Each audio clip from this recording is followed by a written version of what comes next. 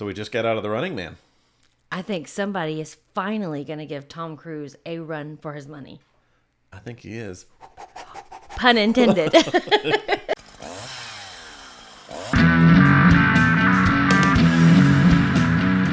Hey everybody, and welcome to the Fear Review. I'm William. And I'm Amy. And today we're going to talk about The Running Man. We'll give you a quick synopsis, a spoiler-free review, then a spoiler section, and then let you know what we're going to be doing next. So I'll kick us off with a quick synopsis. Basically, there is a man that's been blacklisted from a big corporation, and he has a sick child and needs money. And so he joins this game show called The Running Man, where he has to survive 30 days without being killed. And basically the whole country is after him. They get money if they report him or anything like that. So, and of course, it being a big corporation, not everything's on the up and up. So that's him trying to survive for 30 days. So I will kick it over to you. Your initial thoughts. With our spoiler-free section? Our spoiler-free section. I really enjoyed it. So it's we wouldn't watch this one, and we considered that it could be on this channel because it's a Stephen King adaptation. It's not a horror, but it's made by, the King. Right. So we're... Plus, you just love Stephen King. You're even wearing his shirt. Wearing a shirt. I've got my It socks on, and of course... I've got my King sleeve, so... There is a part in the movie where they go to Derry, Maine. Actually, yeah, that's a good call. Which is in it. Which is in a ton of his books. I know, but that's the one I know it from. Yeah. No, it was really good. I didn't want to see this movie too bad. I never saw the original with Arnold Schwarzenegger. And obviously I haven't read this book. So the previews, I was like, okay, it's an action little movie. Doesn't look bad, doesn't look great, whatever. Take it or leave it. But then we saw interviews with Glen Powell, and he's from Texas. And he seems really nice. So I was like, let's go support our Texas boy. Let's get out there and do it.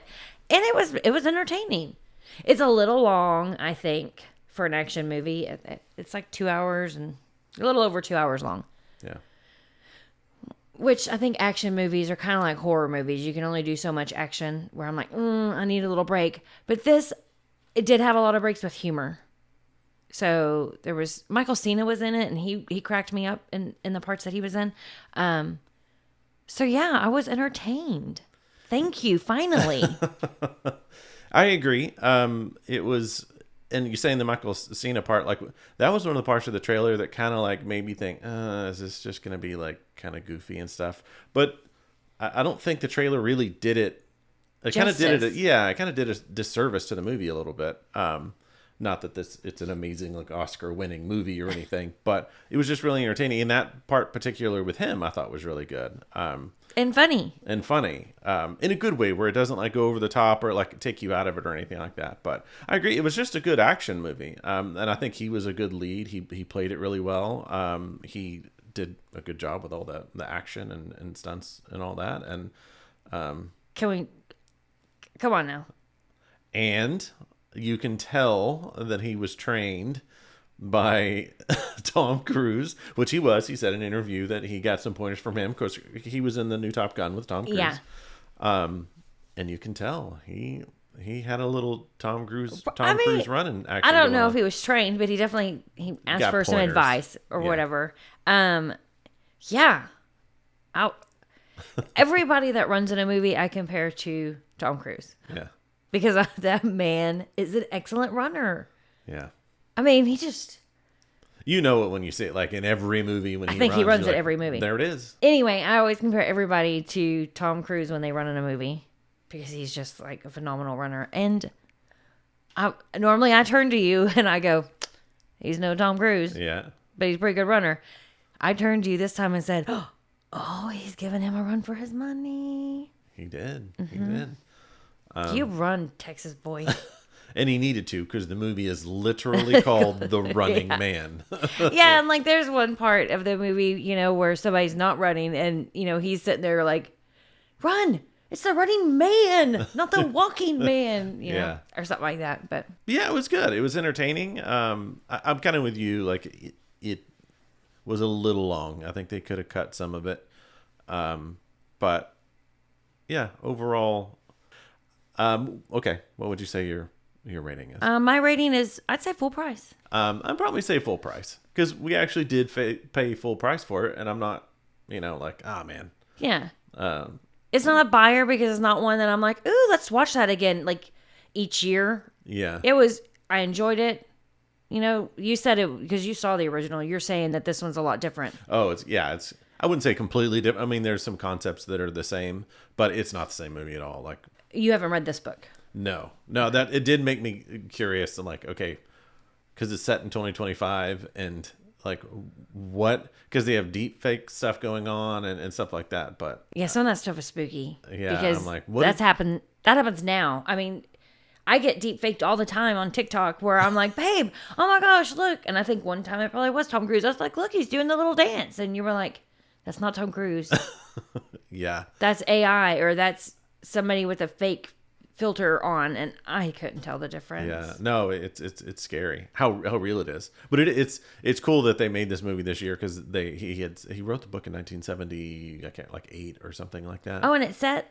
That's and what you mean? the book was set in 2025 and they made it in 2025. That cracks me up. There's probably flying cars in the book. Yeah. Oh yeah, it was like Jetsons in the book, right? I wish we had. I'm like, oops, a Jetsons kitchen. Yeah. You know, where I could be like, ooh, I'd like cereal, and I love how I just say cereal, something I don't even have to make. I'm so lazy that I want a kitchen that can make me They cereal. can make me cereal. Ooh, I want an apple. But you know what I mean? Yeah. It'd be neat. I could. Yeah. Oh, but we did get shout out to our local theater, Synergy. Yeah. They were giving out posters. Yeah, you know what? Free posters. That's the second or third time we've got stuff. Yeah. Yeah. I don't know if we're gonna do anything with it, but you know, it's hard for me to pass up a table of free. Yeah. Next time I run into Glenn, I'll get him to sign it. But Why don't you do that next time he's in town? Yeah. Okay, so we both say it's full price. Yep. I'd say full price. Yeah. Yay. So spoilers. Yeah. Okay, let's get into it. So It's tough with the spoilers on a not a horror movie. I'm like, what do we say? he ran some. Yeah. And then he ran some more. So if you don't want to know any spoilers about the movie going into it, skip this section. You can skip to the what's next. So yeah, we kind of talked about like some of the stuff that's in it compared to the first one. I don't know if it's really spoilery or not, but like the deep fakes, like it touches on a lot of like how the corporation is not on the up and up. It's all about ratings. Well, it's called the network. Let's call it the network. And yeah. the network runs the government. They run the military. They run the police. So it's not ran by the government. Yeah, it's all like It's all by intertwined. companies. The corporation. I see what you're saying, corporation, but they call it the network. What was cool about the movie is they're kind of like talking about things that are kind of going on now, like deepfakes and like corporations owning the media And some of the news being fake. and driving narratives and stuff like that. And So, driving people against each other. yeah, and pitting the common man against each other. Yeah. But they did it in a way that was entertaining. Like it wasn't like a preachy What's movie. that down your throat? Yeah, I wasn't beating you over the head with it, but I thought that was kind of some cool things that they did. And That AI is creepy. And that's what I tell you. I'm like, oh gosh, could somebody do that to us? like the 10 people that watch us are going to be like, oh, I'm going to use your face. But because he like records himself, doing a message that he has to do every day.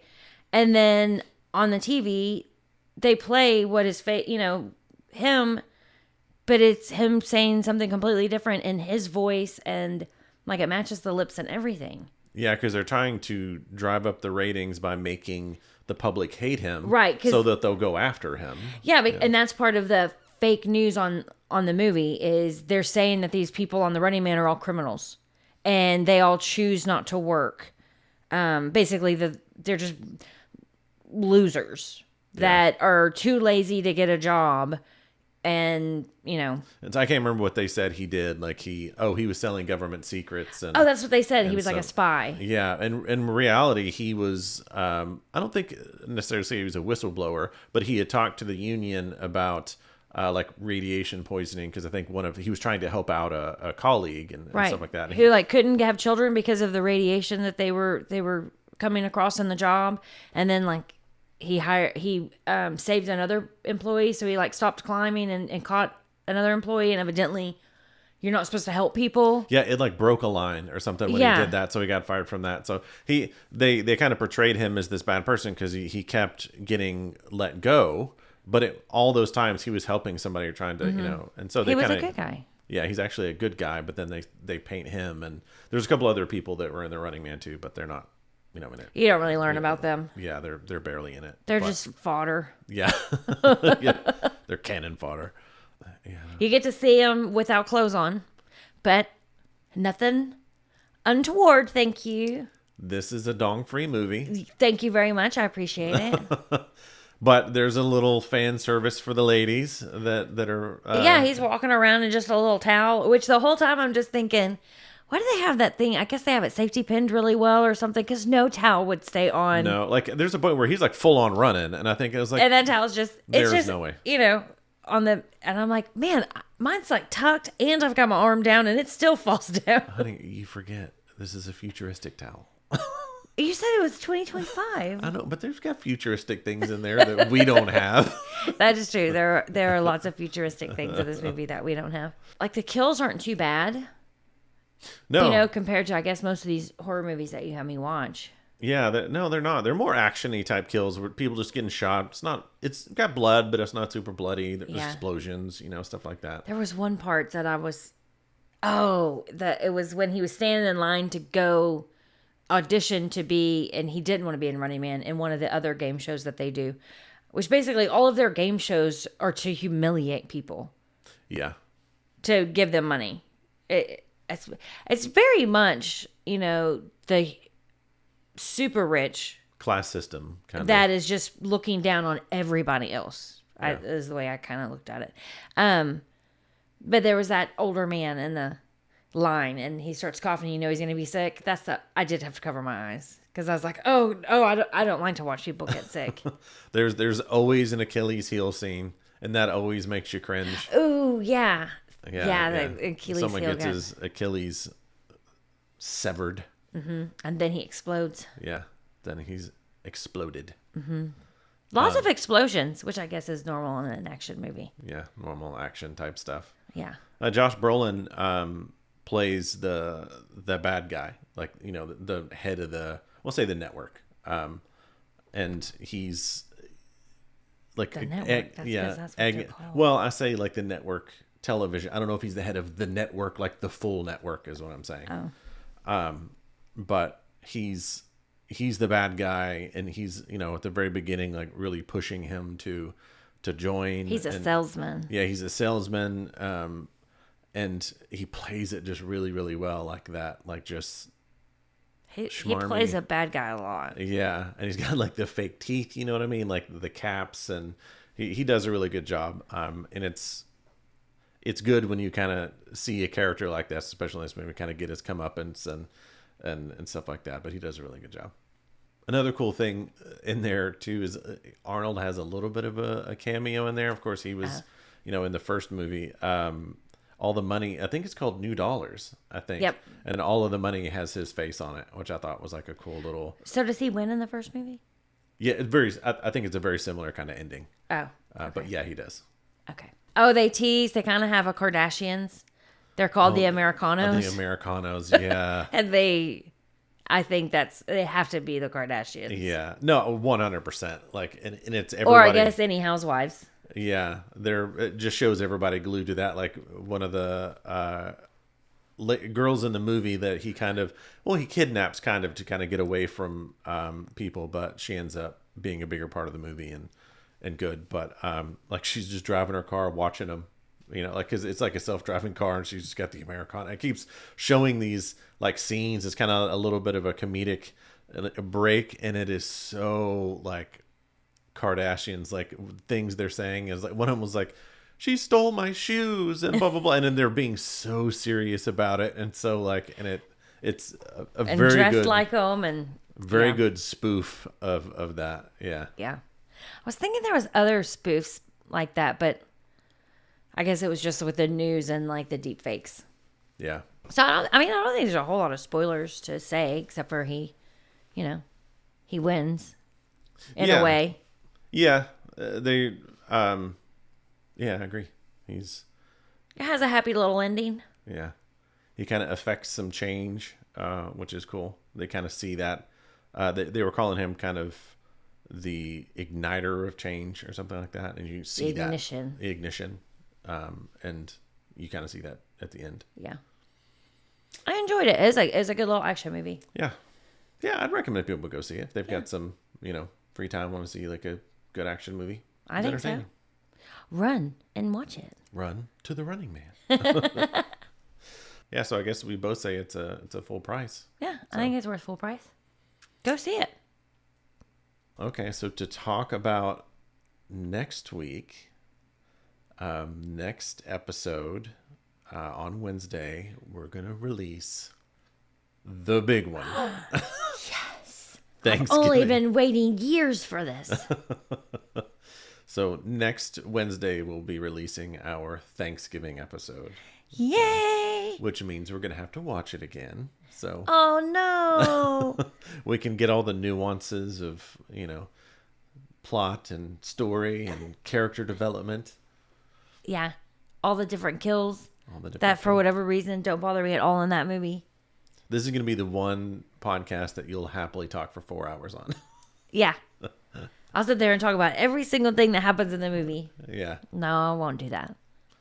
I'll just tell people, you got to go watch it. Yeah. Now I'm giving it all away. Yeah. Well, thanks for joining us today. Check out our next episode next Wednesday when we review Thanksgiving. Woohoo! Or maybe I should say, gobble, gobble, gobble, gobble. Gobble, gobble. Thanks for watching this episode. If you enjoyed it, hit like and subscribe. And tune in next time to The Fear Review, where the fear is family.